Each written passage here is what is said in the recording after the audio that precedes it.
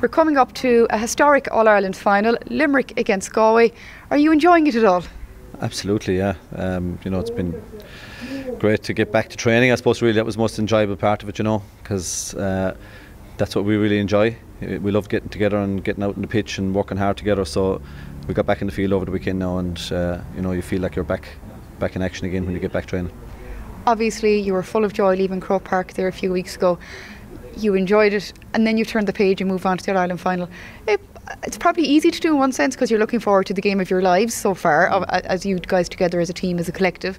But on the other hand, probably quite difficult to leave that euphoria behind and say, that's done now, lads, focus on the next thing.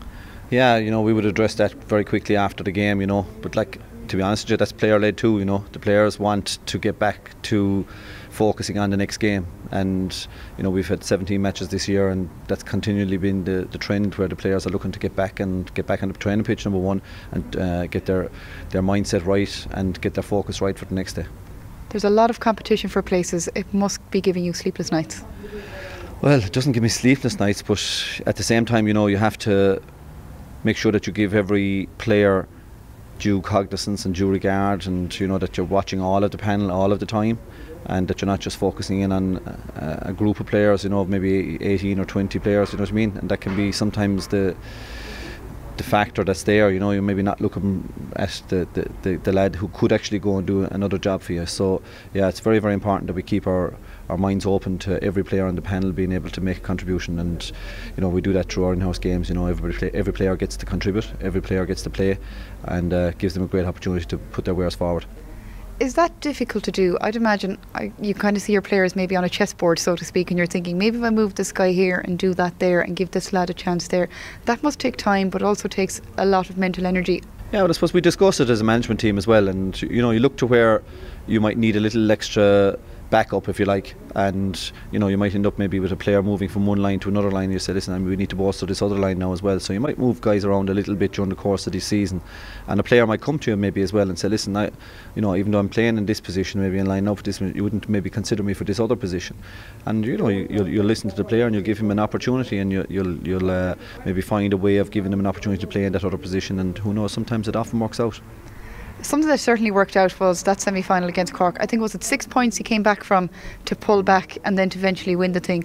After that game, John Kiely, I was talking to, obviously, was very, very soon after the game, obviously. He was flummoxed. He couldn't really understand how it happened.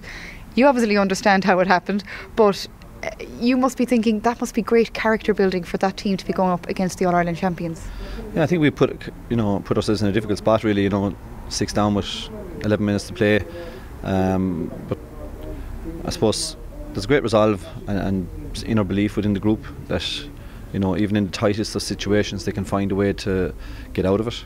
It's good preparation too for a team like Galway. For what we've seen from them so far in this championship, they come out the blocks, they take over for the first quarter or so, then the scoring tends to lapse a little bit, the concentration lapses, and then the other team has an opportunity to catch up. And it's good that you know that your team are capable of digging deep and pulling back scores they weren't able to get previously.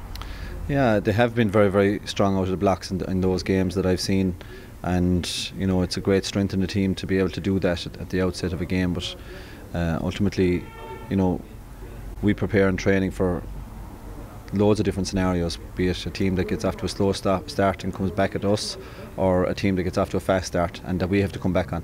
So you rehearse these things, I suppose. And when they do happen as well, you're relying more on mental memory at that point, aren't you, and some mental fortitude, because it's very easy for heads to drop once a lead starts developing and you're not the one in the lead. Yeah, I suppose those situations are where players show real leadership. People talking off about leadership and it's all talk. I think real leadership is where players actually do win those vital balls at that vital stage, and all great teams have players that respond at vital times in matches to get vital scores, and that's real leadership. Something that I always find really interesting is how teams go out, and obviously you have your plan, and sometimes for whatever reason they're not working, and better teams or perhaps better managers can spot it quicker and make the changes quicker. Would you see yourself as a team, as a manager who can see things happening early on and move the chessboard around, so to speak, or does it sometimes take a while for that to sink in? I think you know, sometimes you got to trust the players to figure it out too on the pitch, you know, and they quite often do, you know, because they're very resourceful and they're very experienced, and you know, they know themselves when things are maybe not quite going according to plan, so they might make an adjustment themselves on the pitch, or make a response, you know, a particular response. But if there's something to be done, we'll say structurally, that they can't manage, you know, you're depending on your backroom team then to maybe help you out as well, you know, selectors, and you know, we all have our people that are watching the games for us and giving us as much information as we can. So that's important, to have those people there behind you that can actually help you on the day, to give you advice and maybe make us a few suggestions as to what might be done. Finally, we've one gentleman in there in crutches, but aside from that, how is your injury forecast looking? All good, yeah, we've a clean bill of health at the moment, thank God, and yeah, hopefully it'll stay that way now for the next 2 weeks. Do you enjoy doing these interviews at all? I do, actually. It's fine. It's no problem. We just get on with them. And are they a bit of a burden at times, though? Sure. I prefer being on the pitch. Yeah, I do. But we get through them. We're okay. We're all right. Look, we'll leave you to your talking on the pitch. Listen, thank you very much.